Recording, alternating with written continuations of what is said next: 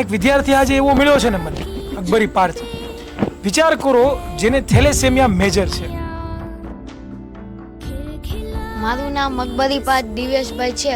મેં ધોરણ 10માં A1 grade પ્રાપ્ત કર્યો છે. મારા પર્સન્ટાઇલ 98.74 હતા અને પર્સન્ટેજ 93.50 છે. 12 દિવસે એ પોતે પોતાનું બ્લડ જે છે એ દરરોજ એક કોથળી એને 12 દિવસે ચડાવવામાં આવતી હોય છે.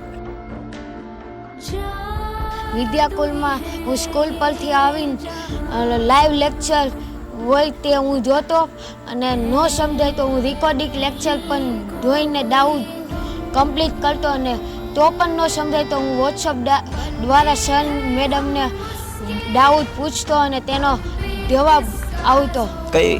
કઈ બેચમાં તું હતો? Topper batch.